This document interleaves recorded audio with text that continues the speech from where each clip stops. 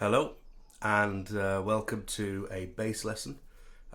Today we are going to look at Billie Jean by Michael Jackson. It's a very, very iconic bass riff. Sounds simple, but there's a few things in there that can make it quite hard, especially for beginners. So, first things first, we're going to look at a glossary of terms. So just so we're clear, if I refer to the first string, I'm referring to this string, the one that's closest to the ground and the highest in pitch. We call the first string. So the fourth string is the lowest sounding and it's the closest to the ceiling. And obviously we are counting 4, 3, 2, 1 as we move down the instrument. So hopefully that's nice and clear. So if I refer to the second string, I'm referring to this one here, which is the second from the bottom of the guitar. Right, that's that cleared up. I'm going to post up some videos on basic technique. So we'll have left hand technique and we'll have right hand technique. So it might be worth looking at those before we do this one. But I'm going to fly straight into this song and we're going to go through a note at a time into the main riff, as you've heard on that little introduction video, and hopefully it should be nice and easy.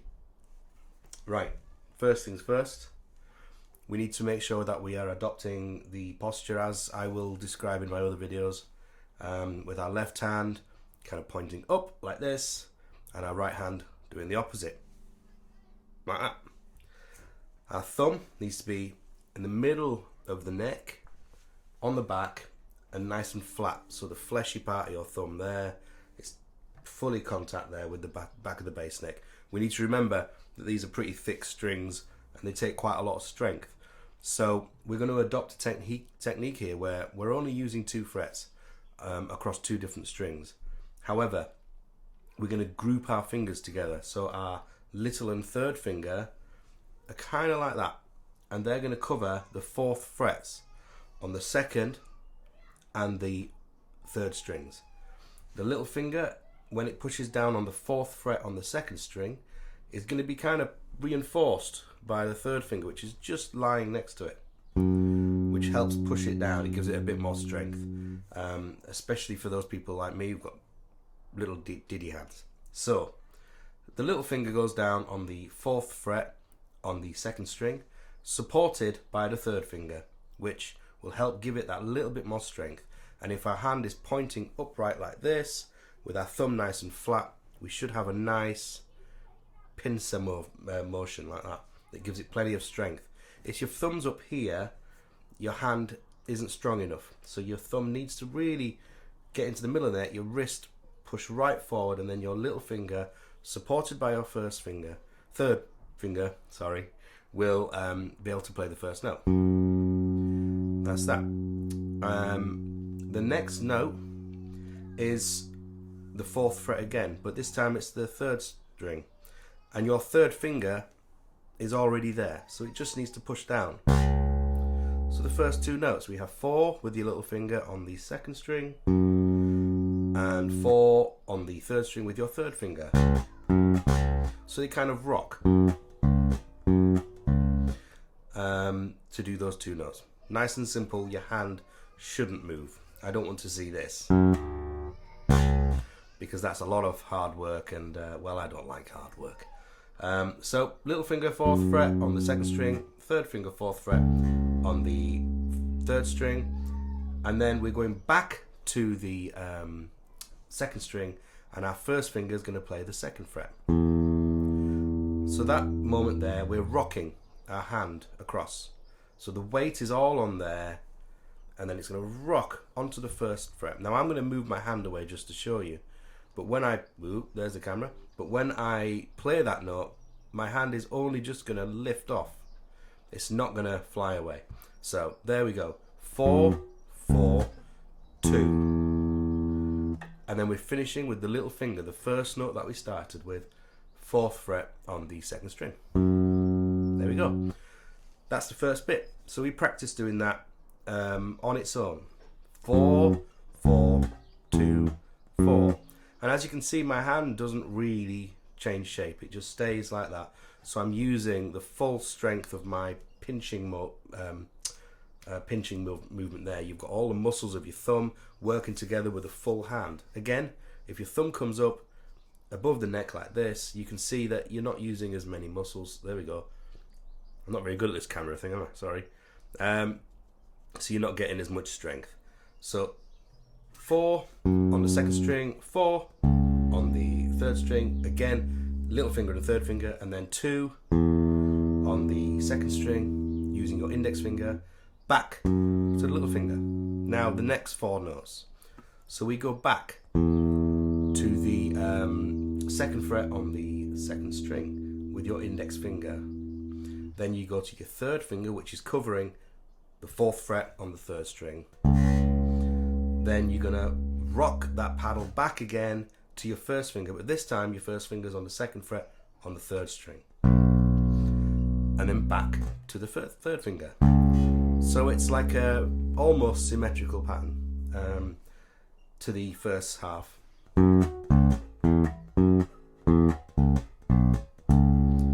you break it up into 2 parts. So you've got the first 4 notes and then the second 4 notes. And by doing that, you should be able to piece it together, but practice them separately. I want to see your hand working like a paddle. So the weight of those 2 fingers will work on the 4th fret, and your first finger, which is quite strong on its own, can cover the 2nd fret on those 2 strings. So it's only those 2 strings, and it's a repeating pattern.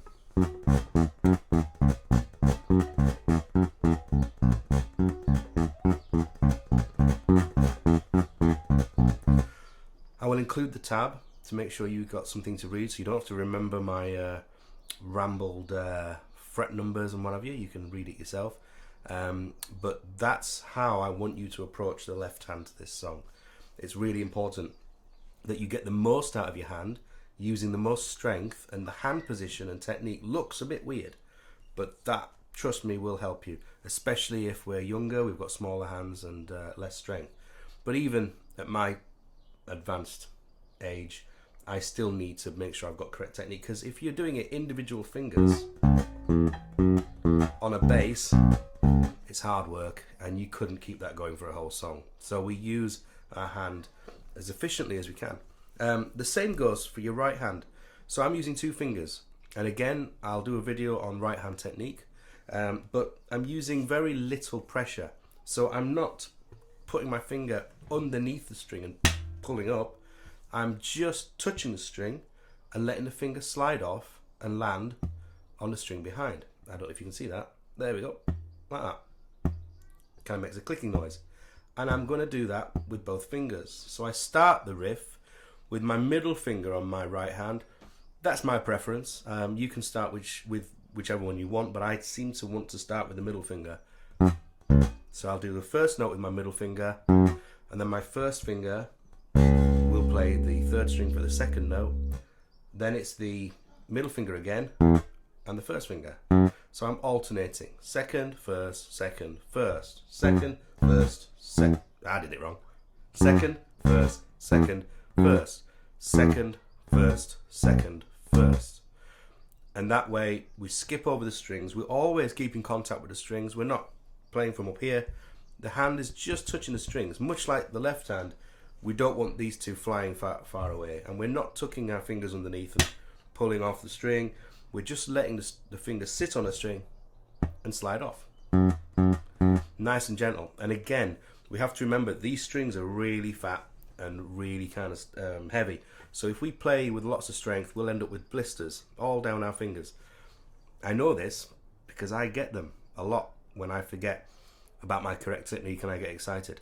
So to recap, keep your hand as still and as small movements as possible.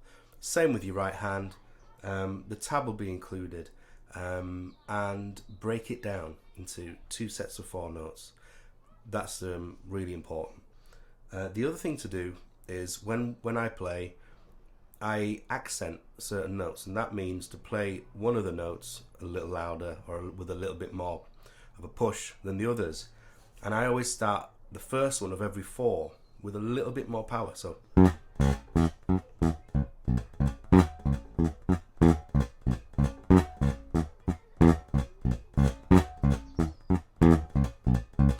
And that's to help me in a way to stay in time, but also it gives it more groove by accenting those two notes, because they work very closely with the bass drum and the drum kit, and that's how we can lock in together when we're playing it with a kit. I do recommend you practice this with a metronome. The speed of the song, I think, is 117 beats per minute.